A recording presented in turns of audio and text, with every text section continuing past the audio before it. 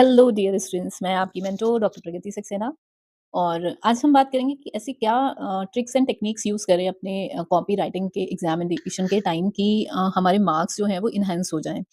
तो सबसे पहली जो ट्रिक है वो मैं कहूँगी आपका है मैटर, क्योंकि नो कॉम्प्रोमाइज़ विथ मैटर। तो आपका मैटर आपका कहते हैं ना सॉलिड होना चाहिए। तो आपके पास आपका मैटर सफिशिएंट होना चाहिए। अब मैटर होने के बाद भी कैसे पेपर करें, कैसे लिखें हम कि हमारे पेज भी अच्छे से कवर अप हो और जो है वो प्रेज़ेंटेबल भी रहे।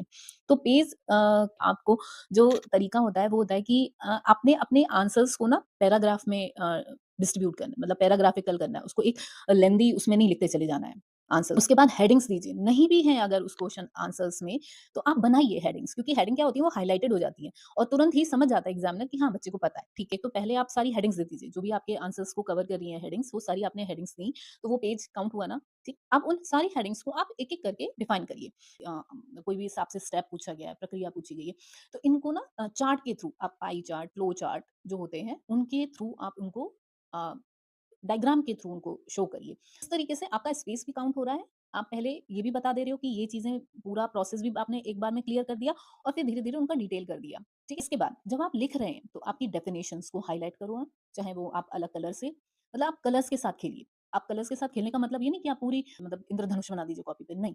आपके लिए 2 कलर जो है वो यूज़ नहीं होते हैं बच्चों के लिए, स्टूडेंट्स के लिए। एक रेड एंड ग्रीन, इन 2 से आपको नहीं लिखना है। बाकी आप कलर्स का यूज़ कर सकते हैं, 2-3 कलर आप बेसिक लेके चलिए अपने साथ और इनसे ही आप अपना पूरा मैटर लिखें।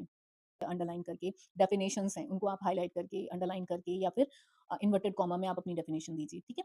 तो इस तरीके से आप अपनी कॉपी को ना प्रेज़ेंटेबल बनाइए और जितनी आप नीट एंड क्लीन तरीके से अपनी कॉपी लिखेंगे, उतना ही बढ़िया आपका कहते हैं ना मार्क्स अनडाउटेडली आपके 2-3 मार्क्स तो आपका जो कॉपी की नीट एंड क्लीननेस होती है ना, उसी में आपको मिल जाते हैं। मैटर तो मैटर करता ही है ऑब्वियसली, ठीक है? बट जितना ही आप कर रहे हो, आप एक तो हर क्वेश्चन का आंसर आप नेक्स्ट पेज से स्टार्ट कीजिए, मतलब न्यू पेज से स्टार्ट करिए, वहीं से वहीं मत शुरू करिए। और हर क्वेश्चन के आंसर के नीचे ना थोड़ा स्पेस छोड़ के चलिए, ताकि आपको कुछ और अगर याद आता है तो आप वहाँ पे उसको लिख सकते हो, ठीक है? तो इस तरीके से अगर आप अपना पेपर करते हैं, तो आई होप कि आपका जो है वो बढ़िया मार्क्स आप गेन करो। Good luck. मैं यही विश करती हूँ कि आपके मार्क्स अच्छे आएँ और बढ़िया से आप अपना पीजी कंप्लीट करें। So good luck for your exams. मिलेंगे फिर कुछ नए टॉपिक के साथ नेक्स्ट वीडियोज़ में। Till then bye bye.